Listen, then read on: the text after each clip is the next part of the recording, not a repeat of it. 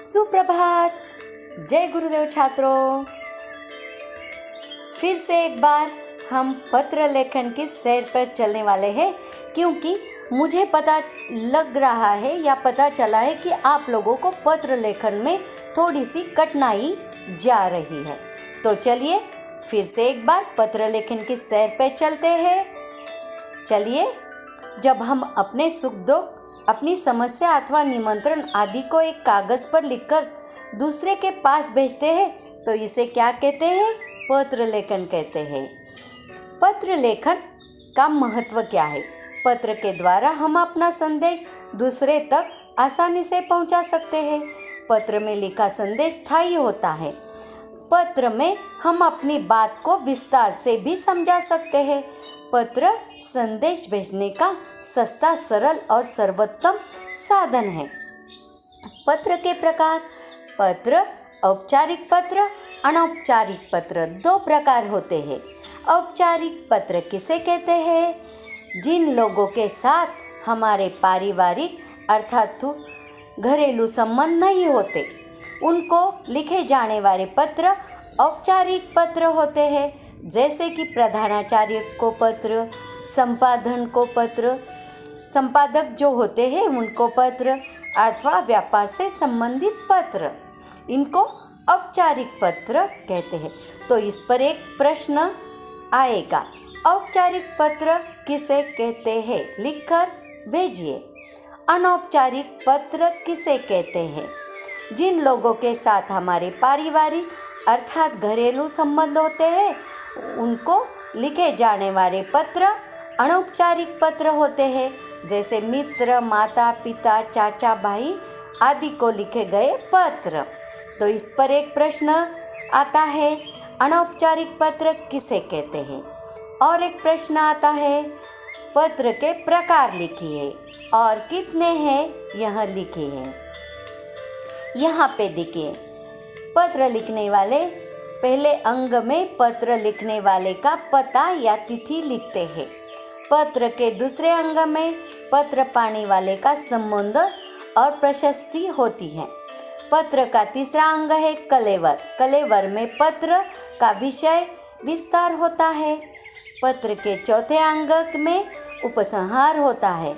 इस भाग में पत्र की समाप्ति एवं लिखने वाले का नाम होता है।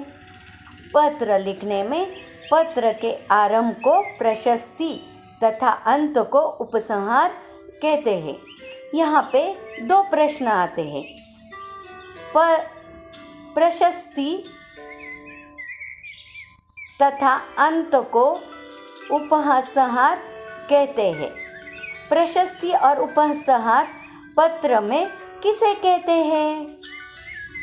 यहाँ पे देखिए, संबंध, संबोधन, अभिवादन, निवेदन। जिस तरह से हमने पत्र के प्रकार देखे, उसी तरह से पत्र लिखते समय हमें हमारा संबंध क्या है और उनका संबोधन क्या होता है, अभिवादन किस तरह से करते हैं और निवेदन किस तरह से करते हैं, यहाँ पे यह दिखाई दे रहा है और दिया है। तो आप ये अच्छी तरह से पढ़ लीजिए और ध्यान में रख लीजिए। यहाँ पे देखिए, यदि आप प्रधानाचार्य को पत्र लिख रहे हैं तो संबंध में प्रधानाचार्य, संबोधन में श्रीमान महोदय अथवा आदरणीय आदि लिखे। किंतु यदि प्रधानाचार्य को पत्र लिख रहे तो आप संबंध में प्रधानाचार्य लिखे, संबोधन में श्रीमती, महोदया या आदरणीय आदि लिखे, अभिवादन में कुछ न लिखे। इसके बाद समापन में यदि आप पुरुष है तो आपका आज्ञाकारी, प्रार्थी तथा भवदीय आदि शब्द लिखे। किंतु यदि आप स्त्री है तो आप आपकी आज्ञाकारिणी, प्रार्थनी या भवदायी आदि शब्द लिखें। इस तरह से अवकाश के लिए प्रार्थना पत्र यहाँ पे मैंने दिया है, तो ये ध्यान से आप पढ़ लीजिए, अच्छी तरह से पढ़ लीजिए, क्योंकि पत्र लेखन आपका जीवन भर साथ छोड़ने वाला नहीं है। औपचारिक पत्र लिखने के मुख्य बिंदु यहाँ पे मैंने दिए हैं, तो आप ये अच्छी तरह से पढ़ लीजिए और इनमें से आप कुछ सवाल निकाल लीजिए और मुझे होमवर्क ग्रुप पे भेज दीजिए। यहाँ पे देखिए पत्र दिया है, पत्र का नमूना।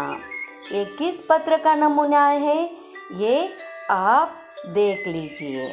इस तरह से आज हमने कुछ ही मिनटों में पत्र लेखन का नमूना देखा है और किस तरह से किया जाता है इस पर हमने और एक बार नज़र डाल दी है।